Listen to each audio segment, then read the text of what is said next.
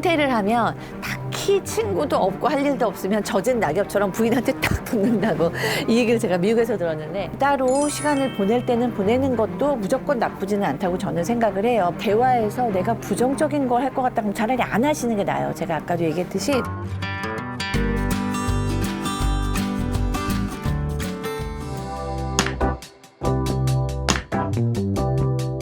제가 이거를 되게 재밌는 얘기를 많이 들었어요. 뭐냐면 젖은 낙엽이래요. 젖은 낙엽처럼 남편들이 평생을 회사에만 있다가 은퇴를 하면 딱히 친구도 없고 할 일도 없으면 젖은 낙엽처럼 부인한테 딱 붙는다고 이 얘기를 제가 미국에서 들었는데, 저희 친정 언니와 엄마가 미국에 계셔서 미국에서 뭐 이렇게 1년, 2년 이런 식으로 한 4년 정도를 살게 되었어요. 그런데 그때 사실은 은퇴 부부들을 많이 만났어요. 미국은 부부 중심인 경우가 많고, 그 다음에 이제 뭐 가정 중심인 경우가 많잖아요. 그래서 은퇴를 하고 나면 한국보다도 더 부부가 많이 붙어 다니게 되더라고요. 근데 제가 두 분의 커플을 봤는데, 한 커플은 뭐 워낙에 죽이 잘 맞아요. 그래서 은퇴했어도 둘이 붙어 다녀도 그게 평생 그래왔으니까 익숙하고 그냥 뭐 친구처럼, 미국 사이다 보니까 뭐 가부장적인 게 아무래도 조금 덜했을지도 모르겠어요. 그냥 정말 친구처럼 늘 같이 다니니까 한 명처럼 그렇게 그냥 다니셨어요. 근데 큰 스트레스가 없으셨는데, 한 분은 너무 정말 안 맞는데 그나마 좀 떨어져 있던 시간이 있어서 그나마 이혼 안 하고 사셨는데, 갑자기 은퇴를 하니까 하루 종일 같이 있어야 되니까 정말 이 아내가 소화가 전혀 안 되기 시작했어요. 그래서 정말 막 속병이 나는 거예요. 그렇지만 남편은 아내를 알아줄 생각이 없고, 어차피 평생 사이도 별로 안 좋았지만 이제 집에 밖에 딱히 있을 때도 없고 이러다 보니까 집에 너무 오래 있었어요. 게다가 그때 또 코로나까지 겹쳐갖고 정말 그 부부는, 아내는 점점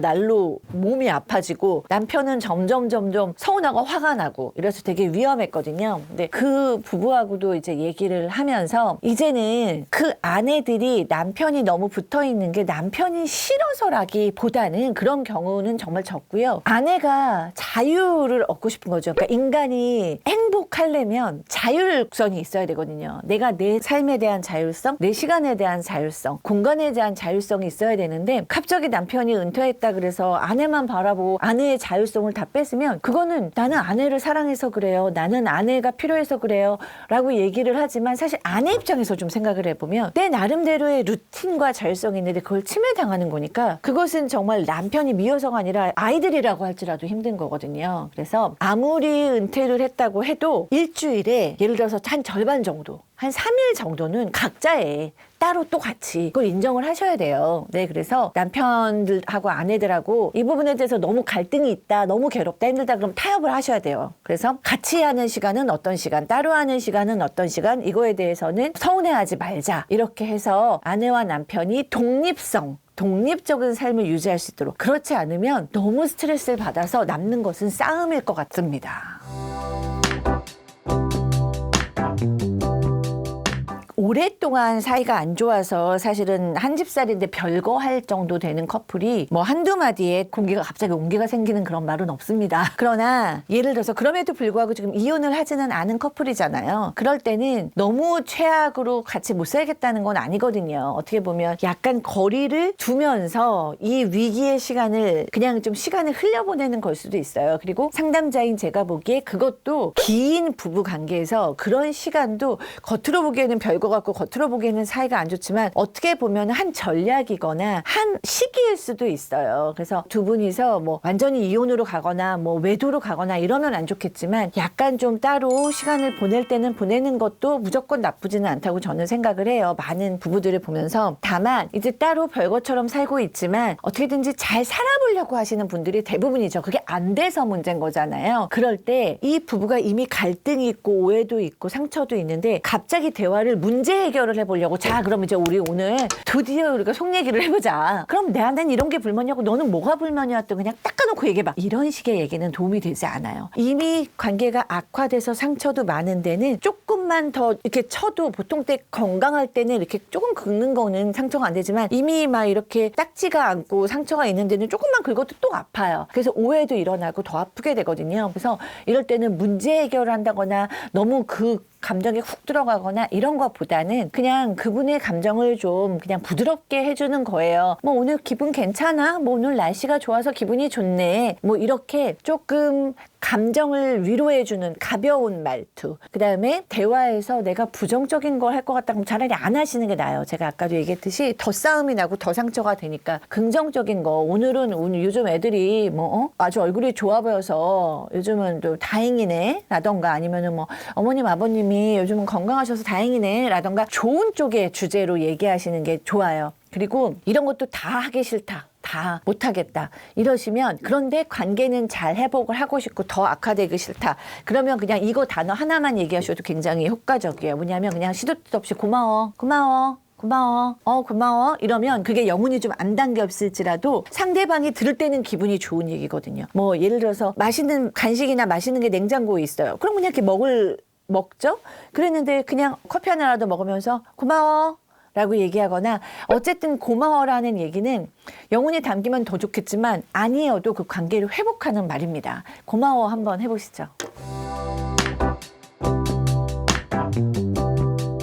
별거와 아까 얘기한 조론과 사실은 비슷한 맥락인 것 같아요. 왜냐하면 조론이라는 것이 사실상 실체가 뚜렷한 건 아닌 것 같아요. 점점 더 있어지는 건 사실인데 이 조론도 사실 이혼은 아니잖아요. 그렇다면 올바른 조론은 무엇일까라고 생각을 해볼 때 정답은 없습니다만 그래도 이렇게 파토를 내고 싶지는 않고 그 가족의 기본 토대는 이어가고 싶다는 의지를 가지신 분이잖아요. 그러니까 이제 완전히 막 파토 안 하고 박살이 나고 이런 거는 막아야 되는 거죠. 그리고 사실은 이 조론을 하신 분들은 정말 진흙탕싸움으로 안 갔다는 점에서 그동안 왼수처럼 살아오신 분들은 아닐 거예요. 그리고 그 부부 사이에 아이들도 있을 수 있고요. 그렇다면 합의가 중요하죠. 우리가 너무 지긋지긋하고 싫어서가 아니라 평생을 가지고 있어 살았으니까 이제 나를 위해서 살고 싶다. 여태까지는 너무 같이 있었으니까 이제는 조금 따로따로 살아보자. 좀 자율성을 주자. 뭐 이런 의도로 하셨을 가능성이 높잖아요. 그러니까 뭐 지금 많이 나오는 건 기본적으로는 뭐 경제적으로는 투명해야 한다 이런 얘기는 많이 나오고 있는데 제가 생각했을 때 이 조론에서 중요한 건 그러면 우리가 비상시에는 어떻게 할 것인가. 누군가가 아플 때는 그래도 부부잖아요. 법적으로는 평생 가장 친했던 사람이고 그리고 우리가 나이가 들어서 파트너가 필요한 가장 큰 이유는 우리가 중장년일 때는 아이를 함께 양육하기 위함이죠. 물론 사랑으로 만나서 애정이 기본이 되지만 이제 그런 애정의 감정적인 것 말고 현실적인 과업만 얘기하면 젊었을 때는 육아를 같이 하고 함께 경제 공동체를 통해서 기본적인 재산도 만들어내고 이것이 목표였다면 이제 시니어 실버로 가면서는 위기의 순간에 같이 있어줄 파트너, 의지할 수 있는 존재가 필요하단 말이에요. 그런데 그게 평생을 함께 해온 아내나 남편이 없다면 위기의 순간에 다치거나 아프거나 갑자기 쓰러질 수도 있고요. 이럴 때는 어떻게 할 것인가? 그래서 위기의 순간에 어떻게 하실 것인가?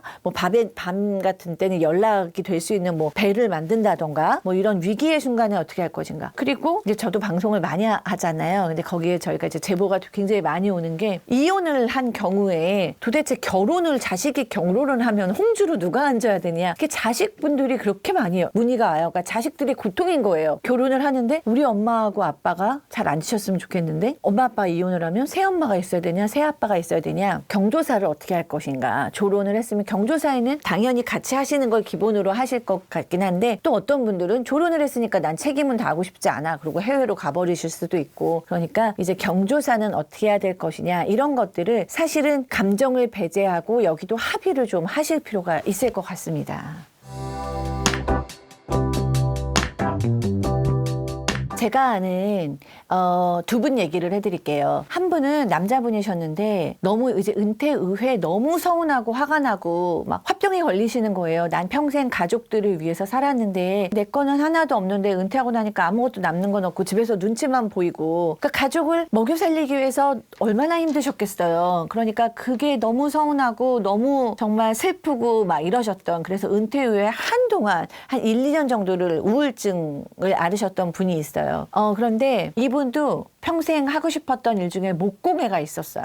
그런데 그 목공예를 늦게 배우신 거예요. 근데 그게 또 너무 재밌으신 거예요. 그 재능이 워낙 있으신 거예요. 그래서 그 후에는 이제 목공예를 하셔서 그 물건을 팔기도 하시고 그러면서 나만의 작은 또 작업실을 만드신 거예요. 그러면서 그냥 거기에 정말 아주 바람직하진 않지만 나는 목공예랑 재혼했어요. 이렇게 얘기하실 만큼 푹 빠지셨어요. 그러면서 이제 내가 평생을 이렇게 내가 좋아하는 것도 못하고 살았다고 이러신 남자분이 있었고요. 또는 이제 대학원에 제가 이제 공부를 오랫동안 대학원에 사다 보니까 이제 뭐 선후배들도 있고 제 제자들도 있고 이런데 나이 들어서 50대 넘어갖고 대학원을 오시는 분들이 있어요. 그러면 어떤 여자분들은 50이 넘어서 빈둥지 증후군의 증상을 보이면서 자식도 떠나가고 남편도 바쁜데 나 혼자 뭐지? 이러면서 되게 허무해하시고 우울해하시는 경우도 있거든요. 근데 제가 대학원 근처에서 많은 대학원생들을 보니까 어떤 분들은 막 너무 좋다, 즐겁고, 제가 아시는 분도 와가지고 이런 얘기를 하더라고요.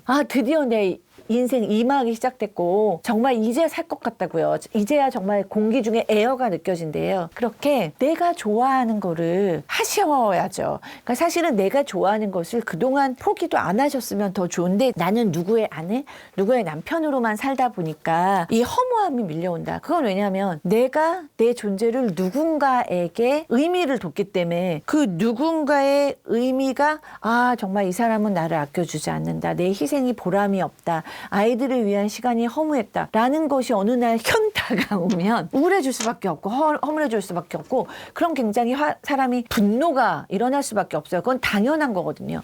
그러면 너무 분노가 일어났는데 그 사람을 계속 살고 싶겠어요? 그러니까 이혼을 해버리고 싶다, 내가 이혼을 깔끔하게 하고 싶다 라는 생각을 하는 건데, 사실은 그것은 물론 저도 주부였고 아내였고 엄마였기 때문에 충분히 이해를 할 수가 있지만, 내 삶을 완전히 포기하면서 살았던 건 내 탓이 제일 저는 많다고 생각해요. 물론 먹고 사느라 그렇고 물론 애들 키우나 그랬지만 그래도 내 자신을 완전히 포기하거나 주어서는 안 됐던 거거든요. 그렇기 때문에 다행히 이 세상은 이제는 뭐 80세는 기본이고 100세 시대라고 하니까 지금도 늦지 않았습니다. 나는 누구인가? 내가 좋아하는 건 뭔가? 나는 어떤 것을 해야 하는가를 정말 곰곰이 연구하고 그걸 찾으시면 다른 사람 때문에 더 불행한 선택을 하지는 않으실 수 있어요.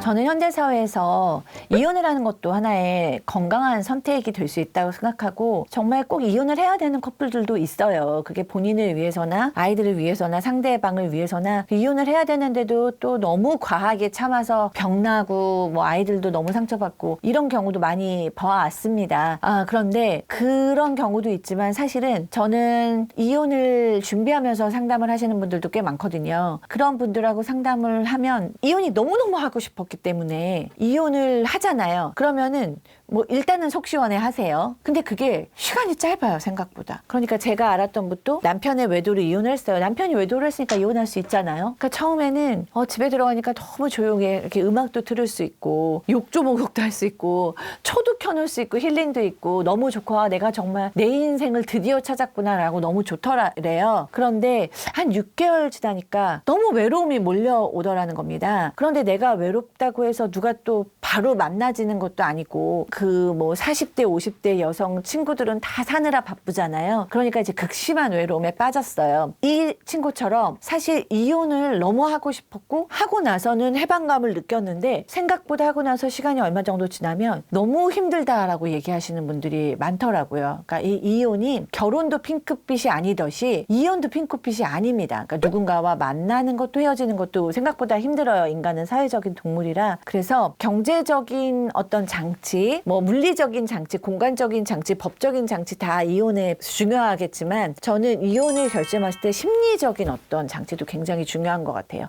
지금은 너무 스트레스 받고 정말 꼴보기 싫고 이혼만 하면 다 끝날 것 같으니까 지금은 해방되고 싶다는 게 많은데, 어떤 분들이 또 이런 말도 하더라고요. 괴로우냐 외로우냐 둘 중에 하나 선택이라고. 근데 너무 괴로워서 이혼을 했는데 내가 외로움에 전혀 준비가 되지 않으면 이혼에서 오는 그 충격을 사실 2번 상처를 받으실 수가 있고 저는 너무 많이 봤어요.